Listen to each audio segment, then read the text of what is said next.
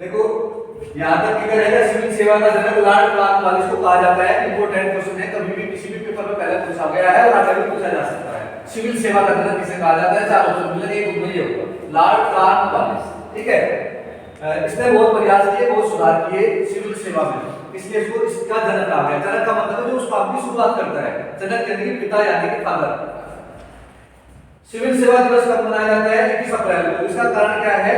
1947 यानी 21 अप्रैल 1947 में जब सिविल सेवा परीक्षा पास करके प्रशासनिक अधिकारी शपथ ले रहे थे अपनी, तो इस दिन सरदार वल्लभ भाई पटेल ने इनको संबोधन किया, यानी कि अपना एक भाषण दिया और आगे काम करने की प्रेरणा दी अच्छे से कानून के तहत। तो इसीलिए इसी दिन को निर्धारित कर लिया सिविल सेवा दिवस मनाने के लिए। लेकिन ये जो सिविल सेवा परीक्षा, इसके बारे में थोड़ा सा बता दूं, ये पहले लंदन में हुआ करती थी। ये जो सिविल सेवा है पहले लंदन में हुआ करती थी और इस पर बड़े अधिकारी नियुक्त होते थे। ठीक है, भारतीयों को कोई मौका नहीं मिलता था। अंग्रेज अधिकारी थे, बड़े बड़े पदों पर केवल भारतीयों को नहीं और अंग्रेज अधिकारी थे, अंग्रेजों को रखा जाता था। उनको छोटे छोटे पदों पर रखा जाता था, लेबर टाइप पद जो थे। तो भारतीय लोग भी इसमें शामिल होने की इच्छा जाहिर कर चुके थे। अपने लोग पढ़े लिखे थे, वे प्रयास कर रहे थे कि ये परीक्षा भारत में कराई जाए, लेकिन इसको कराने में बहुत टाइम लगा और 1922 में पहली बार इलाहाबाद में परीक्षा कराई गई थी, सिविल सेवा परीक्षा। 1922 में पहली बार सिविल सेवा की परीक्षा, सिविल सेवा की परीक्षा इलाहाबाद में कराई गई, इलाहाबाद में कराई गई। ये भी क्वेश्चन पूछा जा सकता है। भारत में सिविल सेवा की परीक्षा की शुरुआत पहली बार कहाँ की गई?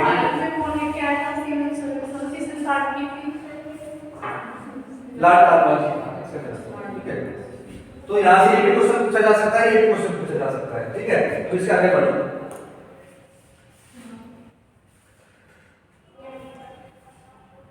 एक अधिकार हो मिला लॉर्ड कॉर्नवालिस को, जो परिषद थी, जो कानून बनावत थी, कंपनी को संचालित कर थी, वो जब अपने निर्णय बनावत थी, अपने अधिकार की देना शुरू किया उसने, तो लॉर्ड कॉर्नवालिस ने ये कहा कि मुझे इसके निर्णयों को अस्वीकार करने का अधिकार भी चाहिए, क्योंकि जब मैं वहां गवर्नर जनरल हूँ, मैं सर्वोच्च शक्ति का संचालक हूँ, सर्वेसर्वा हूँ, हेड हूँ एक तरह से, कंपनी का और सरकार की ओर से बेचा गया व्यक्ति हूँ, तो मुझे इसके निर्णयों को अस्वीकार करने का भी अधिकार मिलना चाहिए।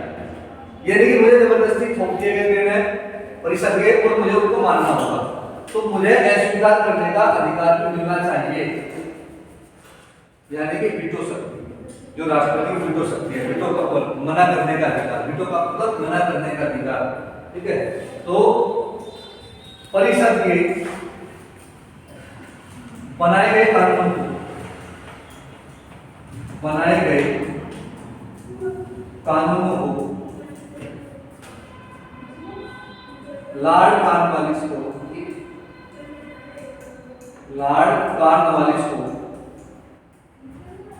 अस्वीकार करने का अधिकार, अस्वीकार करने का अधिकार मिला,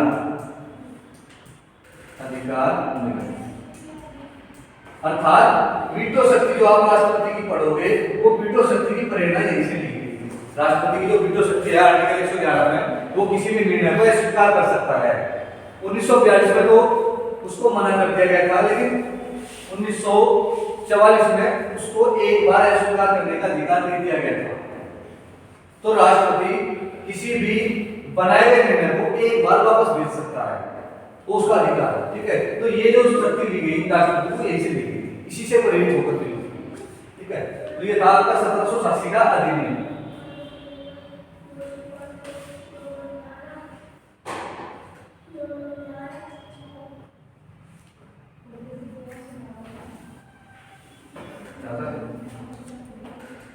इसके बाद है 1783 93 का चार्टर एक्ट या अधिनियम। देखो अधिनियम तो इससे पहले भी है, लेकिन इसमें ऐसा विशेष क्या था, ये विशेष अधिकार था, विशेष राजलेख था सरकार का, ब्रिटेन सरकार के द्वारा पारित किया गया विशेष राजलेख था।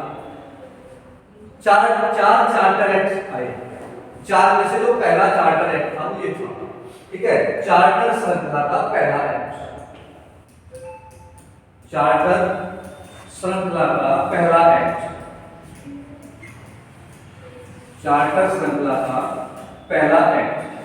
तो क्वेश्चन आपसे पूछा जाएगा पहला चार्टर एक्ट कब लाया गया था? 1793, ठीक है। उससे पहला अधिनियम बहुत सारे आए, लेकिन वो पूछा पहला चार्टर एक्ट कब आया था? 1793, ठीक है। तो इसमें कंपनी के एकाधिकार को 20 साल के लिए बढ़ा दिया गया। जो व्यापारिक अधिकार थे, कंपनी व्यापार करने के लिए आई थी, तो ब्रिटेन सरकार के द्वारा कंपनी का जो एकाधिकार था, व्यापारिक एकाधिकार, एकाधिकार का मतलब है केवल कंपनी ही व्यापार करेगी भारत में, इसके अलावा कोई दूसरा नहीं आ सकता, ठीक है। मान लो मुझे व्यापार करने के लिए भेज दिया गया बुलाने में, ठीक है, और पूरे बुलाने पर मेरा कब्जा है, अलग से अगर कोई आना चाहे व्यापार करने के लिए कोई नहीं आ सकता। इसका मतलब क्या है? मेरा एकाधिकार है व्यापार पर। तो कंपनी का एकाधिकार, कंपनी का एकाधिकार 20 वर्षों के लिए बढ़ा दिया है, 20 वर्षों के लिए बढ़ा दिया गया,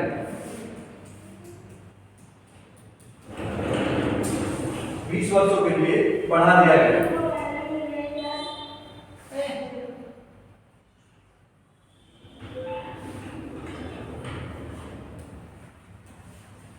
इसके बाद जो लॉर्ड कॉर्नवालिस को परिषद के निर्णयों को अस्वीकार करने का अधिकार दिया गया था, वो अन्य जो आने वाले गवर्नर होंगे उसके बाद नियुक्त होंगे, उसका कार्यकाल पूरा होने के बाद में उनको भी वो अधिकार मिला। ये कहा गया जो परिषद के निर्णयों को अस्वीकार करने का अधिकार लॉर्ड कॉर्नवालिस को मिला था, अब आने वाले गवर्नर भी उसको लागू कर सकते हैं या उसको मान सकते हैं, उनके लिए भी होगा। लॉर्ड कॉर्नवालिस को जो अधिकार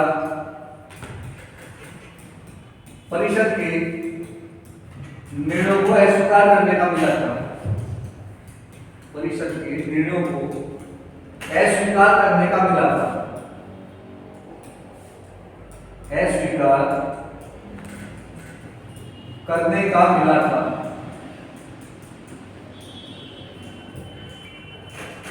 वह अधिकार अन्य गवर्नर जनरल के लिए भी लागू होगा, वह अधिकार आने वाले अन्य गवर्नर जनरल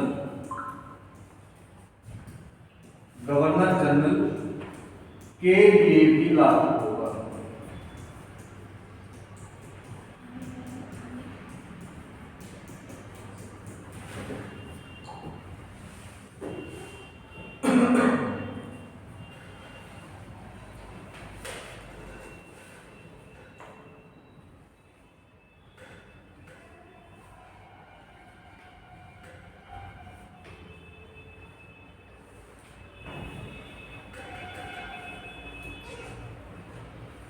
इसके बाद इस चार्टर एक्ट में क्या निर्णय लिया गया? जो कंट्रोल परिषद बनाई गई थी, नियंत्रक परिषद बनाई गई थी, एक तो था निर्देशक मंडल जो कंपनी को संचालित करता था, एक निर्देशक मंडल के ऊपर भी एक नियंत्रक मंडल बनाया गया। नियंत्रण यानी जो नियंत्रण करेगा किसके ऊपर? निर्देशक मंडल के ऊपर। उसके जो सदस्य होंगे, जो अधिकारी होंगे, उनका वेतन भारतीय राजस्व से देना सुनिश्चित है। यानी कि पहले ब्रिटेन सरकार उसका वेतन देती थी नियंत्रक मंडल का, लेकिन अब भारतीय राजस्व से उसका वेतन देना सुनिश्चित हो गया है। अब भारतीय राजस्व से उनकी सैलरी मिल रही है, यानी कि नियंत्रक मंडल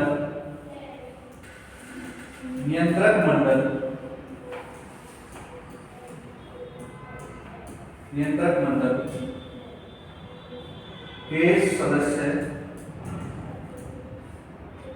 व कर्मचारियों का वेतन, कर्मचारियों का वेतन भारतीय राजस्व से, भारतीय राजस्व से देना सुनिश्चित किया गया, देना सुनिश्चित किया गया। ठीक है, ये इम्पोर्टेंट है।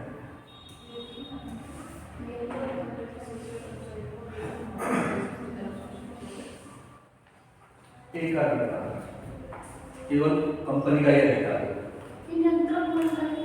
नियंत्रक मंडल का आपको बताया था तो पिछली क्लास में एक निदेशक मंडल था जो कंपनी को संचालित करता था। उस निदेशक मंडल को ऊपर कंट्रोल करने के लिए एक और समिति बनाई गई जिसको कहा गया नियंत्रक मंडल। नियंत्रण करती थी, वो कंट्रोल करती थी उस निदेशक मंडल को, उसकी जो जवाबदेही थी वो अपने नियंत्रण मंडल को थी।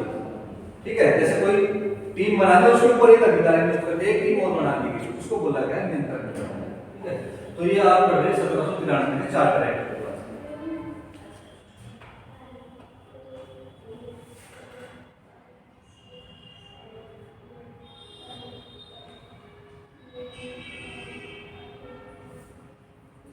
इसके बाद 1813 का चार्टर एक्ट,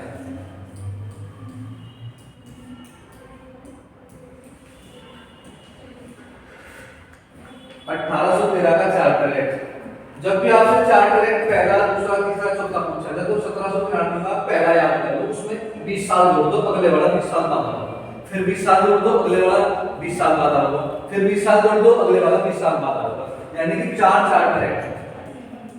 पहला 1793, 20 साल जोड़ दो 1813, फिर 20 साल जोड़ दो 1835, और फिर 20 साल जोड़ दो 1853, यानी कि केवल 4 ही चार्टर एक्ट है।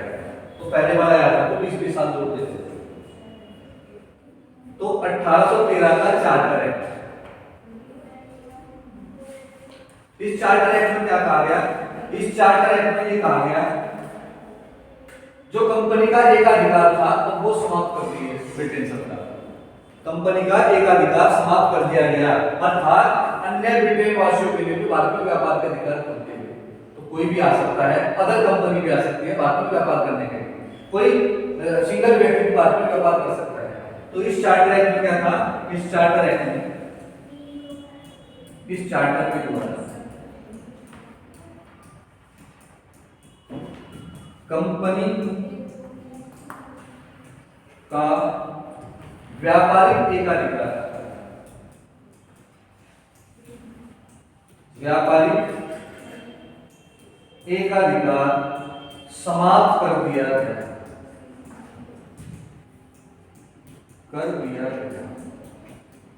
अर्थात इससे मतलब क्या है?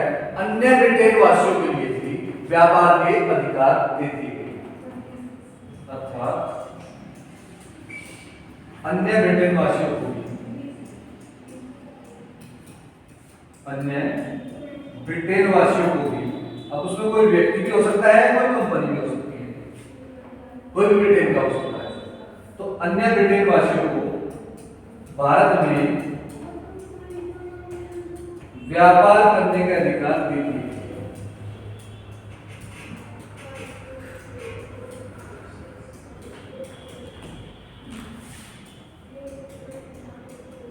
यानी कि पहला तो एक रूट का कार्य था, अब कितने भी आओ, तो जो व्यापार करेगा वो मतलब क्या है? यहाँ से सामान ले जाना और अपने क्षेत्र को उसको दुगने तिगने 10 रुपए दामों पर बेचना। तो पहले केवल कंपनी भारत को लूट रही थी, कंपनी यहाँ से अपना सामान सप्लाई करती थी अपने क्षेत्र में, अपने देश में, लेकिन अब और भी कहते कि आप लोग, तो इसका मतलब क्या है? कंपनी का जो एकाधिकार था जो 1793 के चार्टर एक्ट में दिया गया था उसको समाप्त कर दिया गया। अब ये कहा गया आप भी केवल यहाँ व्यापार नहीं करो तो और भी आ सकते हैं। इस बात से कंपनी को दिक्कत है, क्योंकि जब अकेला कोई खा रहा हो उसको बांट किया जाए तो दिक्कत परेशानी तो बनेगी। तो इसने कहा ऐसा सरकार से अपील करी कि ऐसा तो आप हमारे साथ गलत कर रहे हैं, हम इतने दिन से आ रहे हैं, हमने व्यवस्था बनाई, हमने सब कुछ जमाया यहाँ पर, और आप हमारा अधिकार दूसरों को दे दें। तो तो कुछ तो ऐसा करो जिससे हम औरों से अलग हो।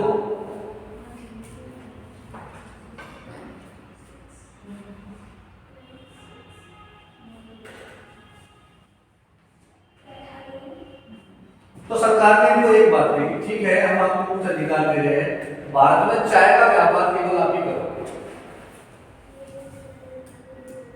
कंपनी को भारत में, कंपनी को भारत में चाय का व्यापार वह पड़ोसी देश चीन के साथ व्यापार का अधिकार है।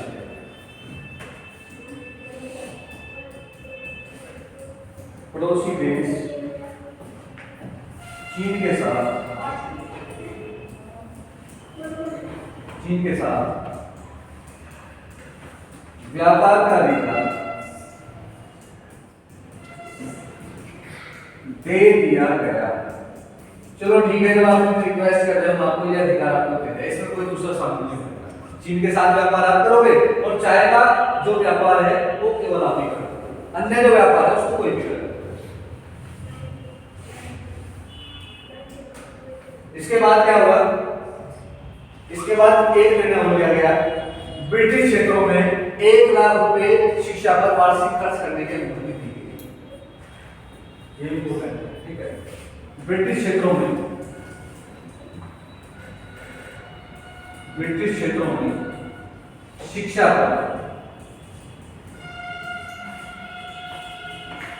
पर 1 लाख रुपए वार्षिक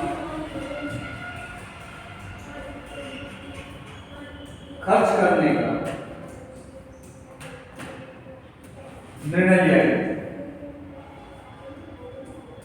खर्च करने का निर्णय लिया गया, ये ब्रिटेन सरकार के द्वारा लिया गया। और इस निर्णय से ये पता लगता है कि यहाँ जो राज्य के द्वारा दिए गए नीति निर्देशक तत्व है उनकी झलक यहाँ देखने को मिली। यानी कि नीति निर्देशक तत्वों को झलक देखने के लिए इस जो कानून में पारित करा इस पर देखने को।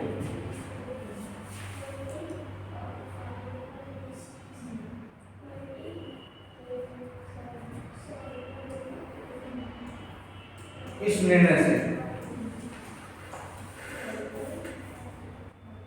नीति निर्देशक तत्वों की पहली झलक देखने को, तत्वों की पहली झलक देखने को,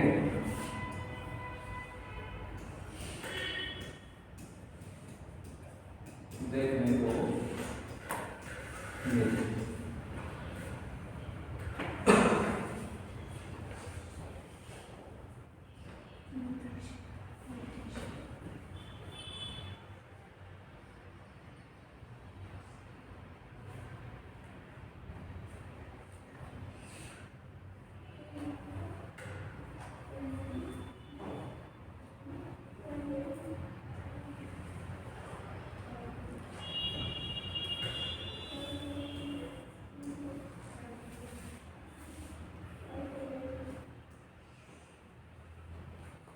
ईसाई मिशनरियों को, ईसाई मिशनरियां यानी कि धर्मगुरु थे, उनको भारत में प्रचार प्रसार करने की अनुमति मिली। इसके तहत 1813 के चार्टर एक्ट के द्वारा ईसाई मिशनरियों को, ईसाई मिशनरियों जो धर्मगुरु थे, ईसाई मिशनरियों को जो संस्थाएं थी, जो ईसाई संस्थाएं थी उनके जो धर्मगुरु थे वो प्रचार प्रसार तो करेंगे। तो ईसाई मिशनरियों को भारत में प्रचार प्रसार करने की अनुमति मिली। प्रचार प्रसार करने की अनुमति मिली। तो क्वेश्चन आपसे पूछा जाएगा, ईसाई मिशनरियों को प्रचार प्रसार करने की अनुमति इस चार्टर एक्ट के द्वारा दी गई, 1813 का चार्टर एक्ट, ठीक है। शिक्षा पर 1 लाख रुपए वार्षिक खर्च करने का निर्णय किस चार्टर के द्वारा लिया गया? 1843 चार्टर के द्वारा।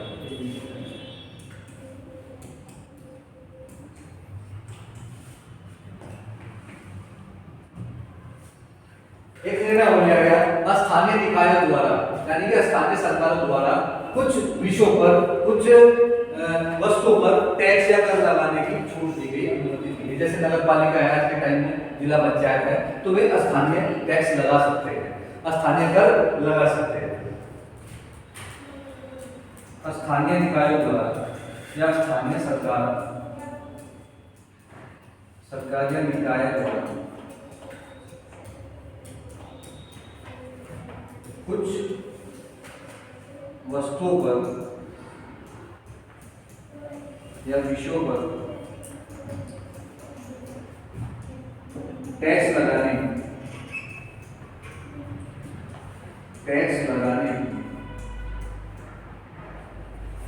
अनुमति दी।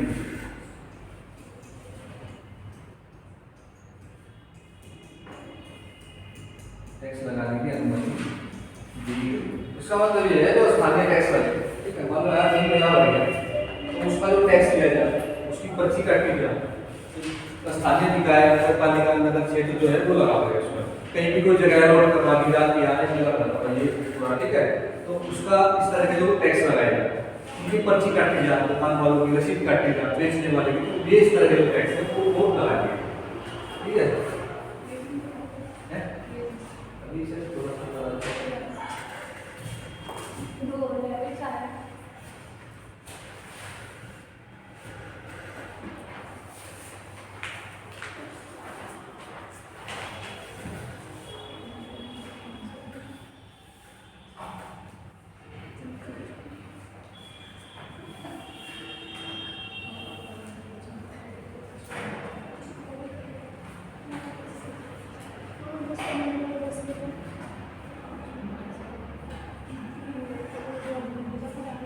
इसके बाद होगा 1833 का चार्टर एक्ट।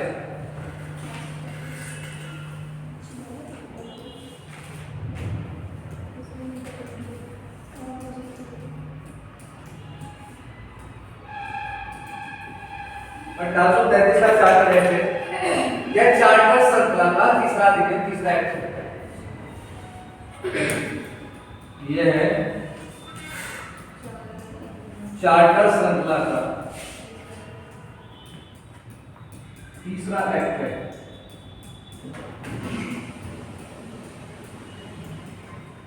दूसरा था 1813 वाला।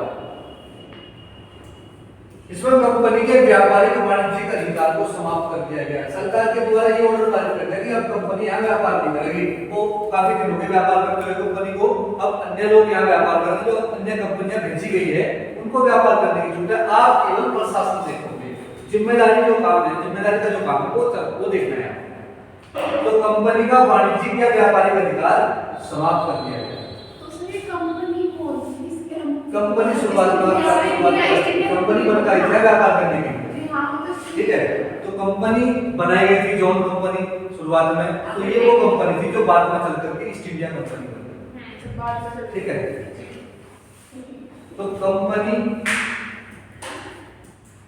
के व्यापारिक अधिकार को, व्यापारिक या वाणिज्यिक अधिकार को, वाणिज्यिक अधिकार को समाप्त करके, वाणिज्यिक अधिकार को समाप्त करके इसको प्रशासनिक जिम्मेदारी दे दी गई, इसको कंपनी को करके इसे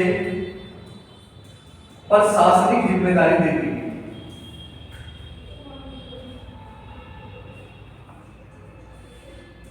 प्रशासनिक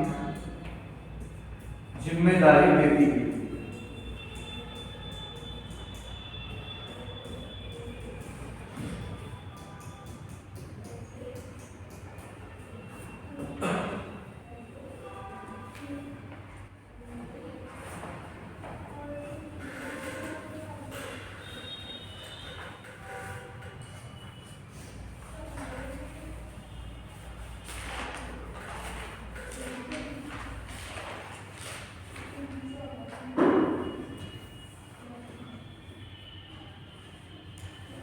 जो विकेंद्रीयकरण की स्थिति थी उसको केंद्रीयकरण कर दिया गया। अर्थात जो प्रेसिडेंसी थी, अलग अलग प्रेसिडेंसी थी और वो अपने निर्णय अपने खुद लेती, स्वयं लेती, तो उसको एक जगह इकट्ठा कर दिया गया। एक प्रेसिडेंसी को निर्णय बनाने का अधिकार दे दिया गया। जो मुख्य प्रेसिडेंसी बनाई दी गई वो थी कलकत्ता, बंगाल। तो बंगाल प्रेसिडेंसियों को सभी प्रेसिडेंसियों के अर्थात पूरे ब्रिटिश क्षेत्रों का निर्णय लेने का अधिकार सौंप दिया। अर्थात क्या कर दिया गया, विकेंद्रीयकरण की स्थिति को केंद्रीयकरण की स्थिति कर दिया गया। विकेंद्रीकरण की स्थिति को विकेंद्रीकरण की स्थिति को केंद्रीयकरण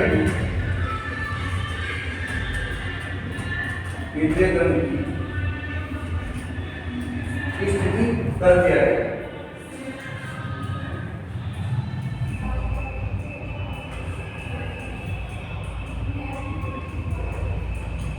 इसका मतलब क्या है, मैं दोबारा बता रहा।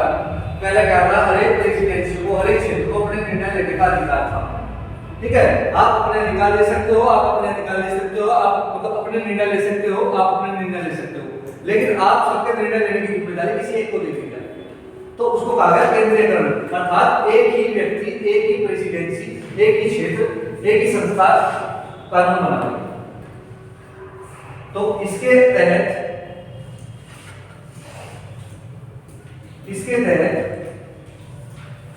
बंगाल प्रेसिडेंसी को कलकत्ता, ठीक है, बंगाल का जो गवर्नर जनरल था उसको संपूर्ण ब्रिटिश क्षेत्रों का निर्णय लेने की शक्ति दे दी गई।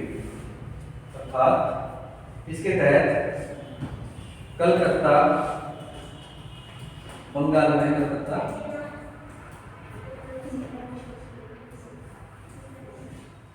के गवर्नर जनरल को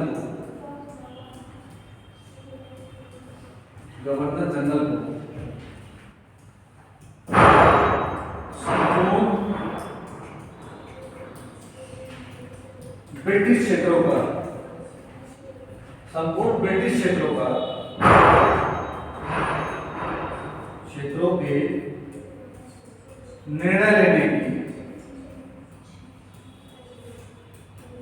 शक्ति प्रदान की।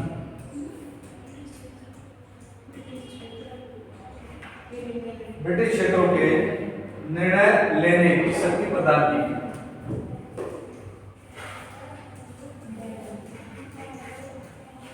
यानी कि जहां जहां ब्रिटिश क्षेत्र है, ब्रिटिश प्रशासन है, बंगाल की जो प्रेसिडेंसी है, अर्थात कलकत्ता की जो प्रेसिडेंसी है जो बंगाल में है, पहले उसको न्यायिक शक्ति दी गई थी किसकी, मुंबई की और चेन्नई की, यानी कि मद्रास की। लेकिन अब उसको ये कह दिया गया, ये अधिकार दे दिए गए कि आपको पूरे भारत का ब्रिटिश प्रशासन देखना है। ठीक है, लेकिन इसमें भी एक कमी थी। अब बंगाल का जो प्रशासनिक अधिकारी होगा, गवर्नर जनरल होगा, वो पूरे भारत के निर्णय को कैसे लेगा? अगर हम उसे कहेंगे तो वो बंगाल का है, लेकिन निर्णय लेने की शक्ति दे दी गई उसको पूरे भारत के ब्रिटिश प्रशासन की।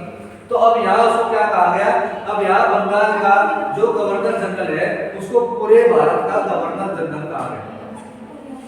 तो कौन था सर इसको? Lord William Bentinck.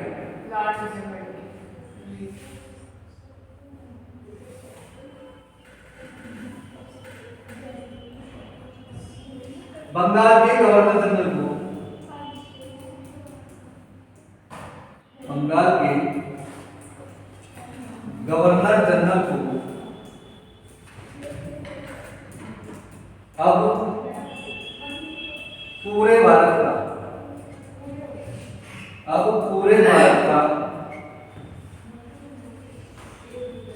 Governor general कहा गया है। पूरे भारत का गवर्नर जनरल कहा गया है।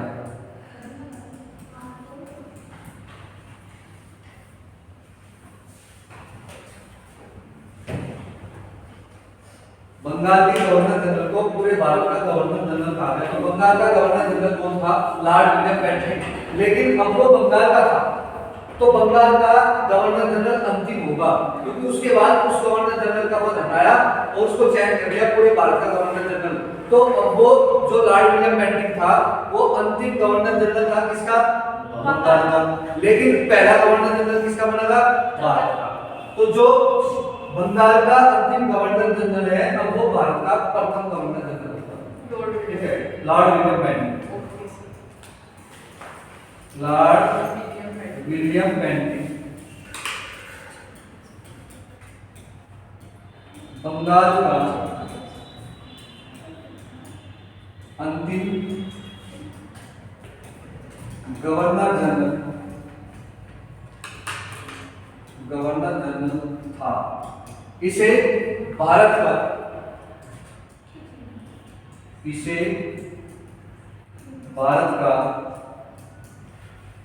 प्रथम गवर्नर जनरल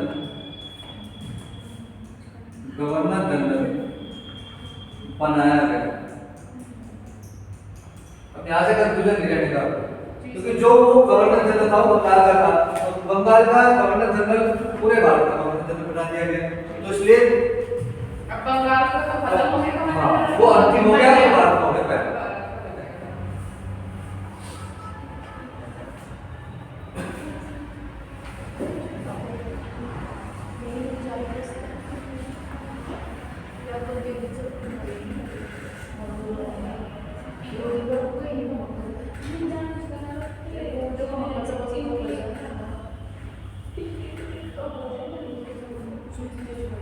इस अधिनियम के द्वारा सती प्रथा को, ठीक है, सती प्रथा की आलोचना की गई, सती प्रथा को गैर कानूनी घोषित किया गया। इस 1835 के द्वारा, इस अधिनियम के द्वारा, इस एक्ट के द्वारा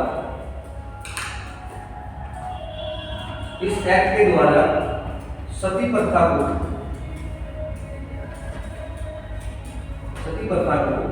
गैर कानूनी घोषित किया गया। अब तक भी जो इस तक भी चल रही थी। हाँ, तब तक 1833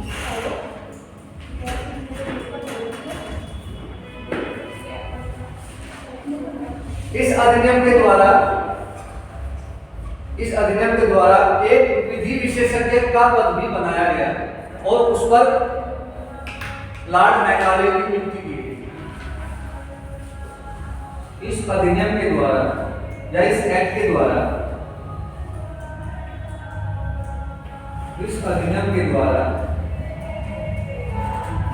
एक विधि विशेषज्ञ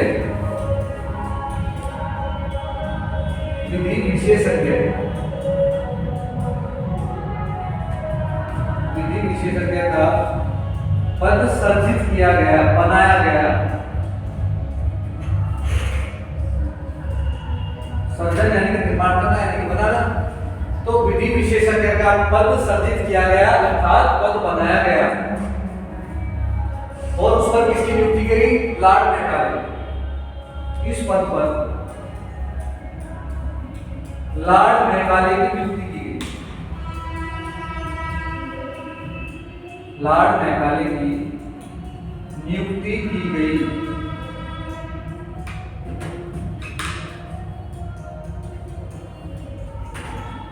ये अंग्रेजी प्रशासन के समय की बात है। अंग्रेजी प्रशासन में विधि विशेषज्ञ का पद बनाया गया, लॉन्च किया गया, और उस पर जो विधि विशेषज्ञ, कानून का जानकार, कानून की सलाह देने वाला, तो उस दौरान इस पद का नाम था विधि विशेषज्ञ, कानून का विशेषज्ञ। लेकिन वर्तमान में क्या है? वर्तमान में कौन सा पद है? वर्तमान में इसको कहा जाए attorney general of India, Bharat सरकार का वकील, महान्यायवादी। यही पद वर्तमान में महान्यायवादी का पद है, जिसे आप पढ़ते हैं कि महान्यायवादी कौन है। ये उस दौरान पहली बार नियुक्ति की गई सरकार को सलाह देने के लिए। आज जब सरकार अपनी कोई निर्णय लेता है तो अपने महान्यायवादी से सलाह मशवरा करती है, और उसका जो पद है वो आर्टिकल 76 में है। तो क्वेश्चन पूछा जाएगा, अंग्रेजी सरकार ने पहली बार विधि विशेषज्ञ की नियुक्ति किस व्यक्ति की हुई थी? कौन बना था? Lord Macaulay.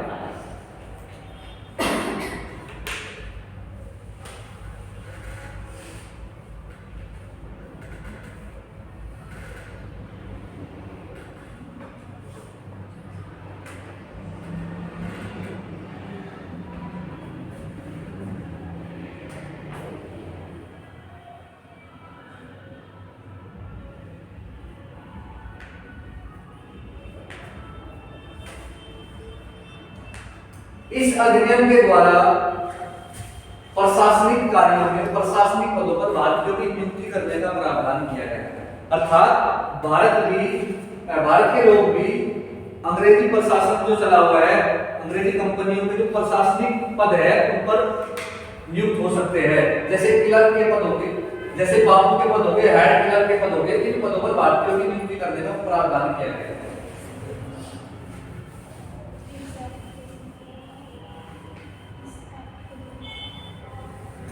कंपनियों के प्रशासन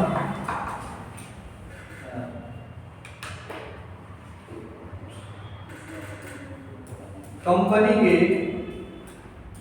प्रशासनिक पदों पर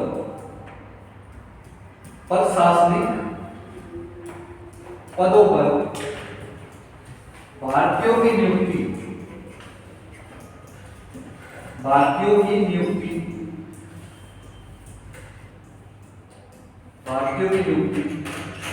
जैसे क्लर्क,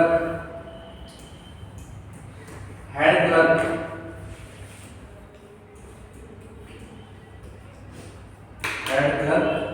या बाबू पद जो कंपनी के प्रशासनिक पदों पर भारतीयों की नियुक्ति करने का प्रावधान किया गया है। नियुक्ति करने का प्रावधान किया गया है।